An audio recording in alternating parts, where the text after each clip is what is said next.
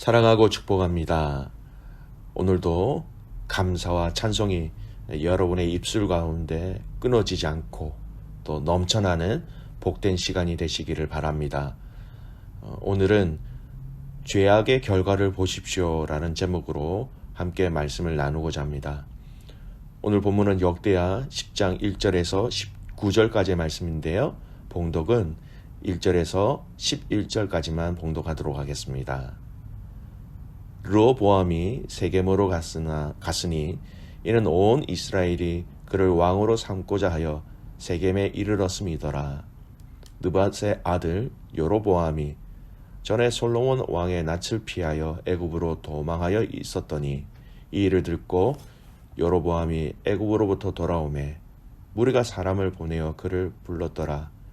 여로보암과 온 이스라엘이 와서 르호보암에게 말하여 이르되 왕의 아버지께서 우리의 멍에를 무겁게 하였으나 왕은 이제 왕의 아버지께서 우리에게 시킨 고역과 매우 무거운 멍에를 가볍게 하소서. 그리하시면 우리가 왕을 섬기겠나이다.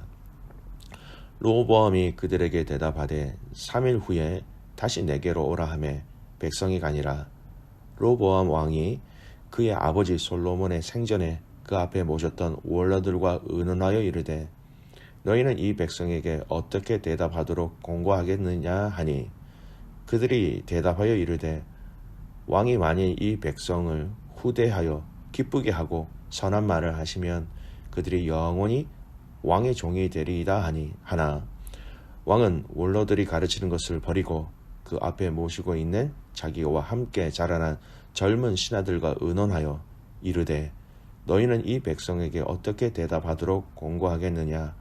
백성이 내게 말하기를 왕의 아버지께서 우리에게 매운 멍에를 가볍게 하라 하였느니라 하니 함께 자라난 젊은 신하들이 왕께 말하여 이르되 이 백성들이 왕께 아뢰기를 왕의 아버지께서 우리의 멍에를 무겁게 하였으나 왕은 우리를 위하여 가볍게 하라 하였은즉 왕은 대답하시기를 내 새끼손가락이 내 아버지 허리보다 굵으니 내 아버지가 너희에게 무거운 멍에를 매게 하였으나 이제 나는 너희의 멍에를 더욱 무겁게 할지라. 내 아버지는 가죽 채찍으로 너희를 치셨으나 나는 정갈 채찍으로 하리라 하소서 하더라. 우리가 이미 묵상한 역대하 1장에서 9장까지는요. 성전 건축 기사를 중심으로 한 솔로몬 통치 이야기가 메인이었습니다. 그리고 오늘 10장부터 36장까지는요. 이게 분열 왕국이죠. 이제 나라가 북이스라엘과 남유다로 나누어지는데 특별히 남유다를 중심으로 하여서 20명의 왕의 통치를 중심으로 하여 이 역대하 나머지의 말씀들이 기록되어집니다. 이 중 10장에서 12장은요. 솔로몬 왕의 계승자로서 이스라엘 왕국이 남북으로 분열하게 된 직접적인 그 원인을 제공하였던 유다의 제1대 왕 르호보암의 통치에 대한 이야기를 다루고 있습니다. 자, 이제부터 우리는 36장까지 남유다 왕들의 통치 이야기 그리고 하나님 앞에서 어떻게 그들이 그들의 삶을 살았는지 나라를 통치하였는지를 살펴볼 것입니다. 먼저 르호보암을 보십시오. 르호보암은 BC 930년에 왕위에 오릅니다. 그리고 17년간 이 나라를 다스리게 되는데요. 그가 왕위를 계승하자마자 아주 중대한 문제에 직면하게 됩니다. 다름이 아니라 여로보암이 주축이 된 북부 10개 지파로부터 세금을 줄여달라, 노역을 경감해달라라는 요구를 받은 것이죠. 그래서 이 북부 지파 10지파가 르호보암의 왕위에 대한 인준 조건으로 우리에게 대한 세금과 노역을 감하게 해준다면 우리는 왕으로 섬기겠다 이렇게 얘기한 것입니다.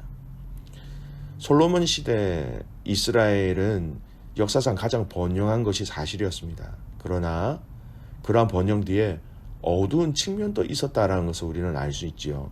즉 백성들은 솔로몬의 광범위한 건축 사업, 또 화로운 생활, 그것으로 인하여서 많은 세금과 노역에 시달려야 했다라는 것을 알 수 있습니다.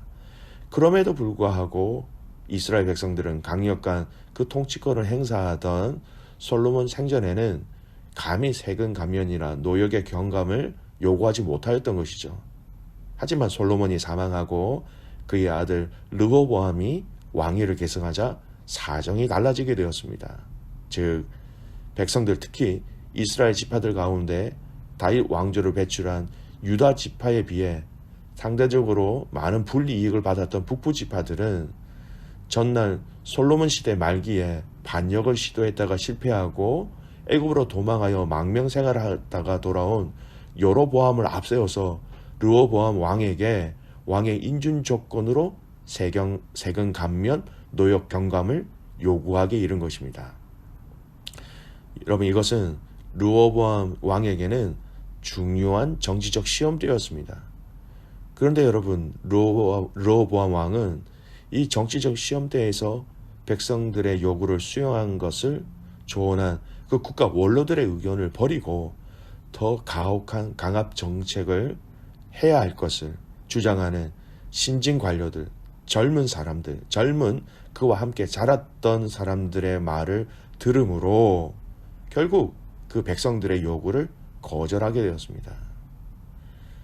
이전에 선지자 아이야를 통하여서 여로보암에 대하여 한 예언을 응하기 위한 하나님의 섭리도 있을 수 있죠.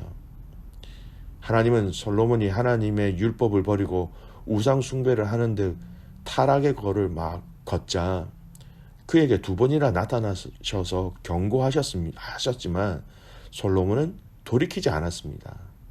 그래서 하나님은 솔로몬을 향하여서 그의 아들들에 이러한 한 지파만 제어하고 나라를 빼앗아 그의 신복에게 줄 것이다 이미 예언하셨어요.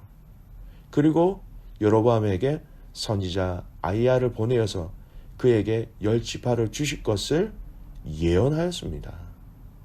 여러분, 열왕기에 기록된 솔로몬의 타락과 또 그에 따른 하나님의 징계에 대한 예고를 역대기에서는 언급하고 있지 않지만 역대기 기자도 사실은 이 내용을 염두에 두고 있었을 것입니다.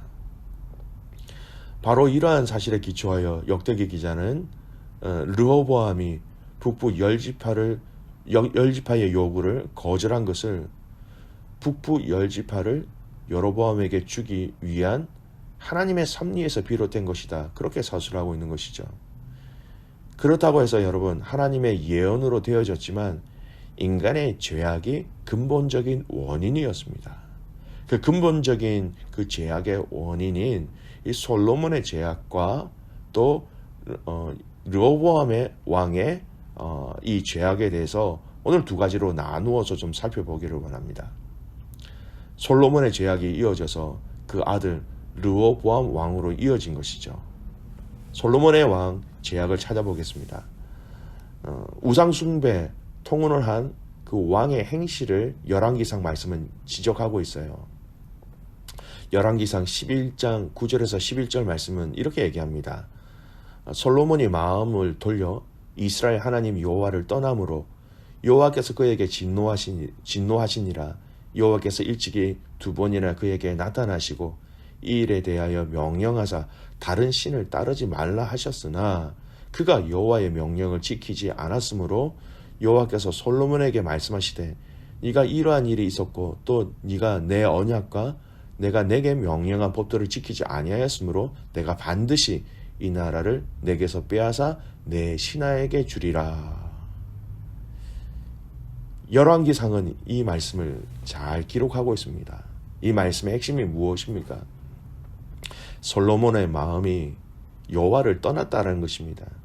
그의 마음에 하나님이 없었다라는 거예요.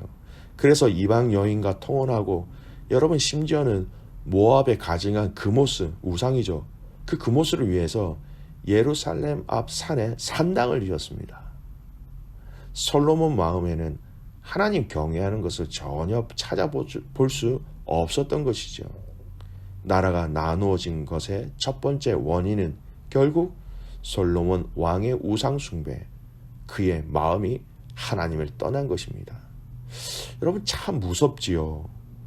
조상의 죄로 인하여 그 후대가 어려움을 경험하게 되는 것.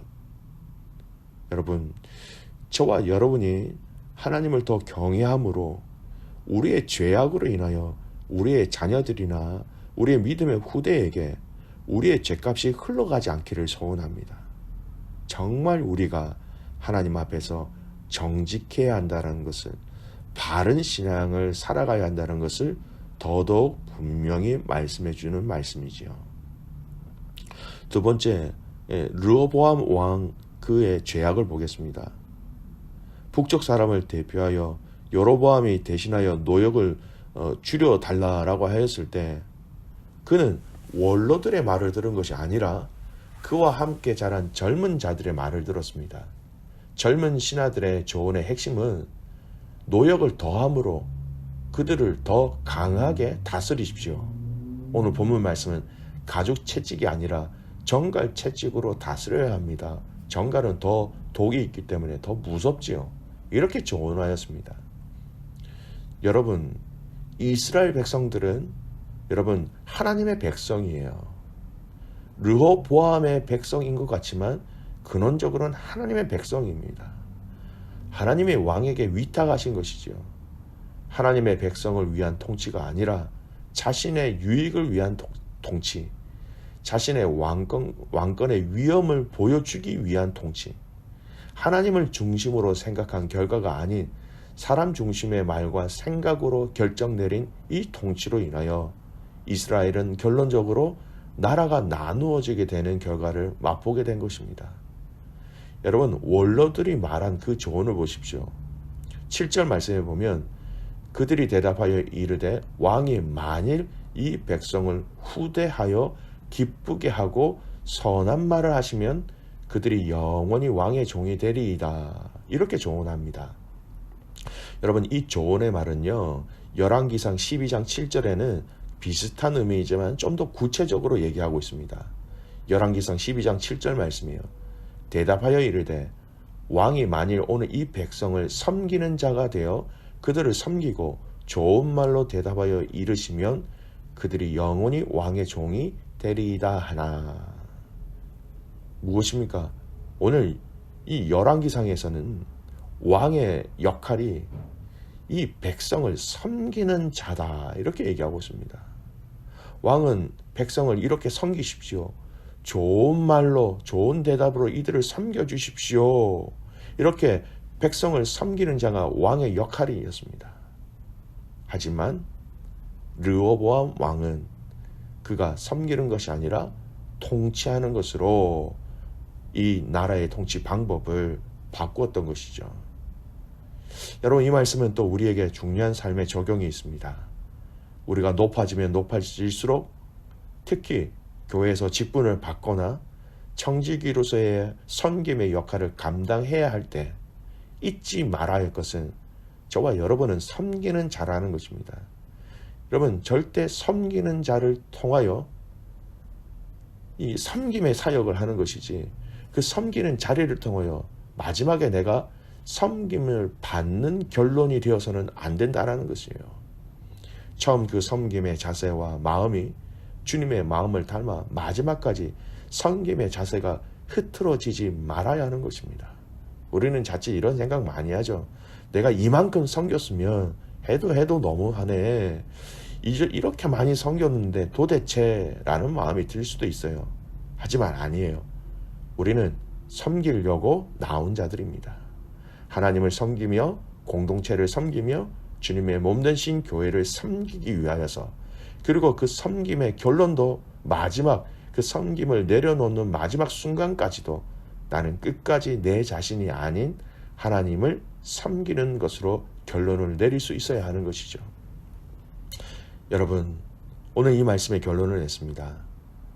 사람이 아닌 하나님을 경외하고 하나님을 인정하고 하나님을 예배하고 하나님의 방법으로 살아가는 저와 여러분이 되시길 바랍니다. 이 솔로몬과 또 그 아들 르호보암의 죄악으로 인하여 나라가 나누어지는 아주 비참한 결론을 경험하게 되었습니다. 하나님 앞에 정결함으로 많은 가족들과 많은 사람들에게 하나님의 선하심을 섬김으로 흘려보내는 저와 여러분 되시기를 주님의 이름으로 축복합니다. 아멘. 기도하겠습니다. 살아계신 아버지 하나님, 감사와 찬송과 영광을 올려드립니다. 하나님, 오늘 우리의 삶에 있어서 처음부터 끝까지 그 하나님을 섬기는 그 마음과 자세를 하나님께서 허락하여 주시옵소서.